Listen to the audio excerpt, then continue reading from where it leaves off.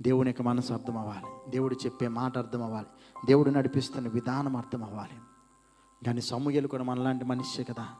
అనేక సందర్భాల్లో we convince our self, చాలా కన్విన్స్ అయిపోతాం. ఎంతగా మన హృదయంలో ఒప్పుకోలు వస్తుందనంటే, for you clearly know that God is asking you to leave.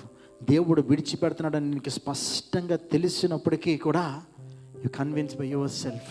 అనేక రకాలైన రుజువులు వాక్య ఆధారంగా దేవుడు నీకు చూపిస్తున్న సందర్భంలో కూడా నీకు ఆ ఎవిడెన్స్, ఆ రుజువు నీ ఎదురుగా ఉంటున్న సమయంలో కూడా నీవు విడిచిపెట్టకుండా నీవు కన్విన్స్ అయిపోయి ముందుకు వెళ్ళిపోయే ప్రమాదంలో నువ్వు ఉన్నావనే మాటను ఈ దినము దేవుడు నాకు జ్ఞాపకం చేస్తున్నాడు. మై క్వశ్చన్, ఆ దినం సమూయేలుని అడిగిన మాట దేవుడు ఈరోజు నన్ను అడుగుతున్నాడు. హౌ లాంగ్ విల్ యు మౌన్? ఎంతకాలం దుఃఖిస్తావు?